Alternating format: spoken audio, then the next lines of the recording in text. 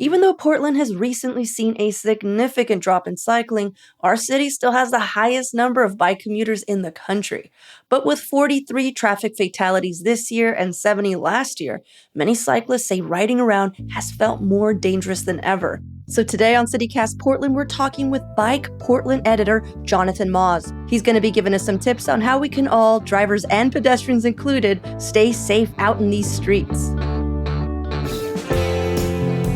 It's Tuesday, August 15th. I'm Claudia Meza, and this is what Portland's talking about. Jonathan, thank you so much for making time for us today. You're welcome. Good to be here. You know, we've had a few rider deaths shake the biking community in the past few years. As an active cyclist yourself, have you noticed commuting by bike getting more dangerous in Portland? Well, I'm maybe not the best person to judge relative road safety because I hear about all the terrible things that happen so often. I mean, almost a week doesn't go by that I don't hear about a bad crash someone saw or a crash someone was in or something like that. So I've become sort of scared straight, right? I'm hyper vigilant when I'm out there. So I see bad behaviors by some people out there. But, in terms of my personal experience, it doesn't feel a lot more dangerous. But I think it is safe to say that it has gotten more dangerous for the vast majority of people. I don't want to get involved in a blame game, but, I think we do have to name the issues here around, people are driving way worse since COVID, right? But it's been a perfect storm of a lot of different things. But I think a lot of the stuff, the divisiveness and the polarization we see in other parts of people's lives, right? And just in America in general right now, that doesn't end when people get behind the wheel of their car. And I think in order to have safe roads and a good, strong traffic culture, people need to respect each other, right? People who are different. So if you're in a big truck or a little bike, those two people have to have mutual respect or things can go terribly wrong. And as probably everybody listening knows, the amount of respect for strangers, let's say, and people that are doing things that look different or acting different than you are is the level of respect is at a pretty low level. So that really concerns me. And just, statistically, thank God there has not been any cycling deaths this year. But, the rates are still super high. I mean, we had a record amount of people killed on Portland roads in July with 13. It's just been really terrible. And I think as bicycle riders, we're so vulnerable that anytime there's a death or a big crash on the road, bicycle riders feel it. It's just a visceral reaction. I never thought of that being an issue. I never thought that car drivers would be like, I'm in a car, I'm not a bicyclist, just because in Portland, so many people ride bikes and also drive, and they kind of know, to switch back and forth. There's a understanding that hey, tomorrow that could be me. So I always thought it was more distracted drivers or people that are new to Portland, but this polarization of just identity, that's never come to my head oh, I'm a truck driver, so I hate bicyclists. So you're saying that's a thing? Absolutely. I mean, I think not to overstate it. The other things you mentioned are also really important things, distracted driving and speeding and just general lawlessness that's going on out there. People think that when they're driving, and they've been told by the police bureau, unfortunately, there's been some bad messaging from the city of Portland that there's no traffic enforcement, right? So that's probably the last thing you want to tell drivers is that they're not going to get caught no matter what they do. Yeah. Anyway, there's a lot of factors that go into the fact that I like to say our traffic culture is dysfunctional. And it really needs an intervention. Bicycle riders are feeling that tension. Bicycle riders are feeling that increased danger, and that really bears out in how people understand safety. What are some other safety concerns you see while riding? Yeah, I mean, I think there's a lot of different things. A lot of drivers have tinted windows. It's not something a lot of people talk about a lot, but people love to get their cars customized, and I really get concerned when I see tinted windows because communication between road users is absolutely essential for safety. I have to be able to look in your eyes. I have to see your face. I have to see your body language to know how we're going to navigate a stop sign or an intersection with no stop signs or whatever, right? So tinted windows are terrible. I wish, people would be able to just get a ticket immediately with tinted windows. So that's dangerous. There's a lot of bike lanes and a lot of roads that are just full of debris. The maintenance has really suffered the city has not done a good job, and the state and the county to some degree. And often what happens is drivers, car tires, they whip up all the stuff from the general travel lanes, and it all ends up on the side of the road.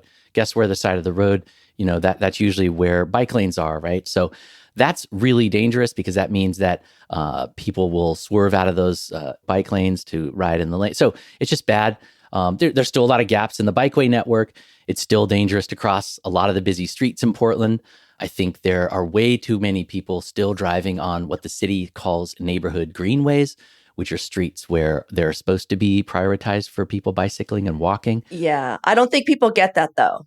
I think people who drive are just like, oh, so I watch out for bicyclists. Because I mean, as a driver, I bike as well. But as a driver, I didn't know that, maybe you're not supposed to drive down there. Like, I know that it's a better route to ride your bike, but it's not written anywhere like, hey, wouldn't it be cool though if you didn't drive down here?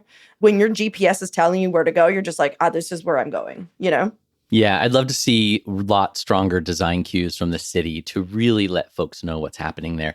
I'd love to have them be just a car-free network, of only, you have to sort of live there. Maybe it's permitted traffic only and you have to have an address or something, but I don't think we'll ever get to that point. I think that something I like to see is just a no passing on those streets. The city actually advises that you go 15 miles per hour on the neighborhood greenway streets. When I say advising, that's because they have those yellow signs that say 15 miles per hour. That's what they hope you drive. And then the 20 mile per hour is obviously the maximum sort of legally. But yeah, there's way too many people that make close passes on those. So that encourages, a lot of bike riders will, get over to the right and sort of weave in and out of like parked cars, which is just makes it more dangerous. Like, you're supposed to ride in the middle of those lanes on those streets. But I understand some people aren't, they don't feel safe doing that, not confident enough. And I totally get that. But anyway, so that's another thing.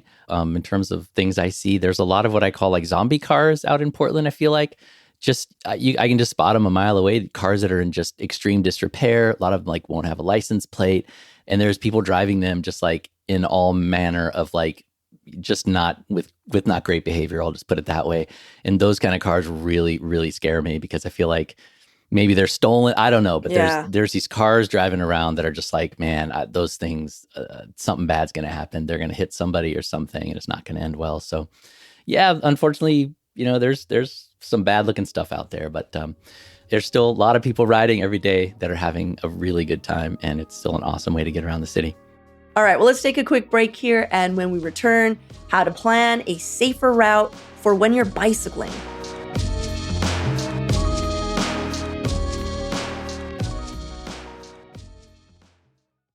So how can bicyclists find the safest routes to get around? Like, what do you recommend? We have this amazing neighborhood greenway system. It's well over 100 miles of a network. They're basically paralleling all the main sort of like commercial districts and bigger streets. Look for the streets that have the bike symbol with the 3 little arrows on top. Those are called sharrows. Those are shared lane markings. Those are the streets where the city of Portland has said, this is where you're going to be the most safest traveling through town. So that's really how I would look for routes. And if you can't find a route on one of those neighborhood greenway streets, I would look for as much separation of the bike route and the bike lane as you can from other lanes of traffic. So, there's sometimes just a painted buffer. Sometimes the city puts a row of parked cars between the bike lane and where people are driving. So try to find streets that have the most separation between where you'd ride your bike and where people are driving, because separating people in space is like the number one way to stay safe out there. And we still have roads that are really dangerous for bicycle riders, with maybe just a standard bike lane that was, striped in the 1990s and has never been updated, where it's like just one little 4 or 5 inch strip of white paint separating you and the drivers. There are definitely some streets, like 82nd, like Cesar Chavez, where there's no room whatsoever. The driving, the lane comes right to the curb. Mm-hmm. And if you find yourself on there on a bike, that's going to be really tough. There are some no-go zones. So yeah, look for the neighborhood greenway streets. So stay off the bigger streets. And then if you're on the bigger streets, look for either separation or low speeds. Are there any routes that are way too dangerous for bicyclists that you see bicyclists on and you're like, I get there's a bike lane there sort of, but maybe you shouldn't be here, buddy? Yeah, I mean, unfortunately, there are some routes like that. Sometimes that's really the only option, though. I mean, even North Interstate down by the Willamette River, as you come up to North Portland and Mississippi area, you got to go into that overpass near the Broadway Bridge, and it's really narrow, and you're like in a tunnel, and that just really sucks. It's a terrible place to ride a bike, although it's basically the only way to get to that location. So that's unfortunate. And that's, like I said before, it doesn't have separation, and the speeds are relatively high, and it has like a really old school bike lane that's never been updated, right? So there's those little choke points that it's like you can't as a bike rider in the city, some of them you can't really avoid. It's a matter of like mitigating the risk while you use them and being hyper vigilant as you go through them. Like I mentioned, Cesar Chavez, there's Going Street. There's just some streets where you don't have anything to prove to anyone. Just hop on the sidewalk, stay off roads like that. It's not going to go well, especially if they have, 30, 35 mile an hour speed limit. It's not a good scene. So it's always better to, check the city bike map if you can. Several years ago, we had a Portlander who just moved here and was riding on Lombard, which is like Highway 30. Oh, no. Not a great place to ride a bike at all. Unfortunately, he got hit, and it was really, really sad. It's tragic for sure. And I remember, talking to one of his roommates, and they're like, he just moved to town and he worked up there, and he was just trying to get to work, and he'd never looked at a map or anything. Just felt like, oh, that's the street I take, right? So yeah, a big thing, and I'm glad you said this, Jonathan, because again, I'm thinking of the first time bikers or the people who are new to town, or just again people who've lived here forever but are maybe want to be better at biking around. Yeah. I feel like it's not a good thing to Google map your route as a car. Like, when you drive, there's actually bike routes, which I think is really cool. But Google has like that little bike thing, and it tries to find, whatever the city has deemed as a safer route. But are there any other apps, Jonathan, that you could think that we could link to maybe in the show notes or any sites where people could plan their trips safer?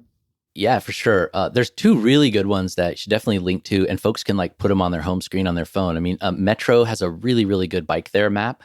It's excellent. I'm pretty sure you can still get like turn-to-turn directions on, what are the bike routes. I think what you said too about Google Maps, if you turn on the bicycling thing and say that you're traveling by bike, that's generally great. That's a good resource. So, but I would also add the Metro Bike There map, which is online, and also the city of Portland puts their map online. They have a website where it's like interactive and you can move around. They don't do directions on theirs, but it's certainly there, and you can like check where you're going and see, okay, where is the city saying is sort of the designated bike route to get there. Gotcha. Well, what about bike maintenance and security? Like, what are 3 things you check for before heading out on a ride, so that you're not accidentally creating a hazard for yourself? The first thing I look for, well, that's just hazard, but like just in general, it's like if my chain's making noise, I lube it, right? I don't want a chain to be making a bunch of noise. That's one thing. It's not that your chain's gonna break, but a chain that's making a lot of noise is just not great, and it's just not good for like karma. So put some lube on there, make it nice and quiet. Karma, I love it. Yeah. I mean, another thing too is like some folks, especially that are newer to bicycling, forget that like bike tires lose air just like naturally. So if it's been sitting for a couple weeks or a month or whatever, it's going to be low. And if you hop on a bike with low air pressure, it's going to like be really squirrely when you turn. It's going to make you probably get a flat, right? So those are things that can be pretty dicey. I mean, if it makes you bobble and wobble, if you had to like move out of way of a pothole or something, you could crash or whatever. So make sure your tires are pumped up. I definitely look at that. The big thing too that I really believe in terms of hopping on my bike is I'm making sure that like I have a really good bell on there. I don't think people talk about using a bell enough. Like I'm a huge bell lever. Oh no, you did it. Oh my God. I can't believe I never thought of that till right now. Really? That's fun. Okay. I was writing this a little bit of notes here. I was like, I'm a bell believer. And then I just realized bell lever. Anyways. Okay. So yeah, get a bell for sure. And don't be afraid to use it. Like I use my bell all the time when I'm passing other bike riders or pedestrians. I feel like absolutely as a person who's, just been walking around, it is so appreciated rather than you zipping by someone, because you can scare the crap out of someone if you're going, especially like on the Esplanade. Holy moly. Totally. It's so rude. Yeah. It's rude. It's just rude. I just can't fathom why people can blow by folks on paths like that without using a bell. And you could get hurt pretty bad. I mean, if you crash into someone walking, they could get hurt too. Yeah. So yeah, I use my bell a lot. And if you pass people that like aren't in cars, like don't ring it super loud. Like that's the thing. Just kind of, you got to learn how to have like a little feathery touch if you can. Yeah. Right? Just like a nice courtesy bell. I mean, if someone's turning in front of you in a car, ring the heck out of that thing for sure. But, Yeah. there's no need to come right up on someone walking and just being like, ding, ding, like super loud. Like that's just a jerk move. So Yeah, no, I like the gentle tap, like ding, ding. gentle tapping. Ding, ding. And you can practice Yeah. it too before you really need it to make sure. Jonathan's going to make some YouTube videos for everyone. Oh, I should. That's yeah. fun. Yeah, I should do that. He's Yeah. going to start his new channel, The Believers. The Believers. Yeah, that's good. Okay, now let's talk about drivers, because I think a lot more people listening probably drive than they commute via bike. What can drivers be doing better to ensure rider safety while sharing the road? Yeah. I know you said a few things, but like, what are some big ones? The big ones, put the phone down and slow down. That's like the biggest thing. You see it all the time. People are on their phones constantly.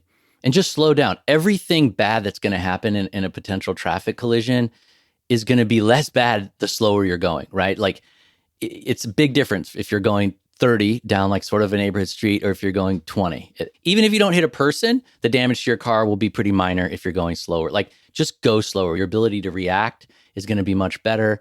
You're not saving that much time. Just go slower. That's the biggest thing. And yeah, I would say, instead of passing bike riders closely, just slow down and go around, because you don't know who's on that bike, how experienced they are, what their threshold is to tolerate your close pass. Like folks can pass me really close and like, I'll just be like, yeah, whatever, dude. Like, okay, I'll go talk to you at the next light or something. But for some other folks, that could just be super scary and it may make them crash or whatever. So yeah, don't pass closely. That's a huge thing as well. Yeah. And I just think, chill out a little bit, don't be so on edge, and don't assume that who's on that bike or that they're not like you. I mean, I think I've been in positions where there's been a bike rider in front of me and, I was kind of like getting annoyed because they weren't like looking back at me and like there wasn't much communication. I'm like, what's this person doing? Like they're all the way in the street, And then I was like, I pull up next to him and like, obviously like I know the person who is on the bike, so people, you never know who you might be passing. And I think that I'm sure folks have experienced when they do that, where they're like, maybe they yelled at a biker and they realize it's like their next door neighbor or something. So It happens all the time, and I think it's hilarious. yeah, just be a civil, normal human and don't turn into like this weird, I don't know, rage being. I am car, I am driver. Yeah, You annoy me. Yeah. Yeah, don't let yourself be defined by your mode of transportation. Like it's literally just the thing I grabbed. Either I grab my keys or I grab my bike and headed out. Like it doesn't mean anything about who I am or what I believe. I'm literally just moving around the city just like you are. So chill out. Yeah. And if you're parking your car, never just open your door randomly if you are parked along the street. Yeah, this is a city where a lot of people ride bikes and a lot of people walk around. So yeah, just be ready for it. Yeah. Watch your kids too, because sometimes it's, little kids are just like, yeah, I'm outside. Yeah. Well, any last minute tips for bicyclists or drivers before we wrap it up? So another thing about choosing a route is like shade is your friend. Like look for streets that are going to have as much shade as possible, and you're going to be so much happier on your bike ride. That's a really good tip. Well, I hope this was helpful for people hoping to get back on their bike or just move into town. Maybe some veterans heard some new things. I don't know.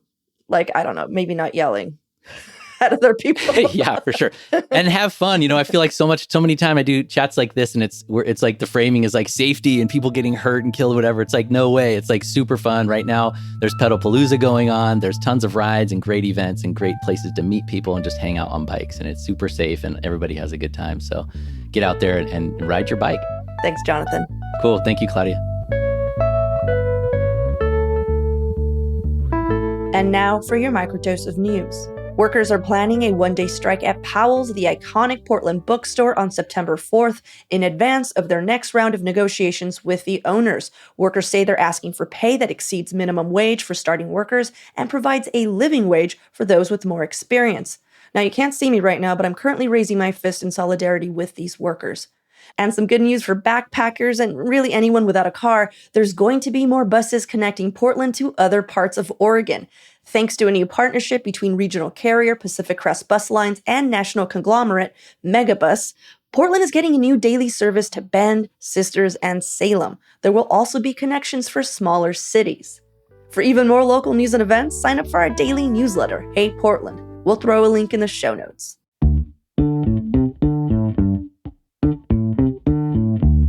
That's all for today here on CityCast Portland. Thank you so much for listening. If you'd like to support the show, please share it with a friend, rate, or leave us a good review.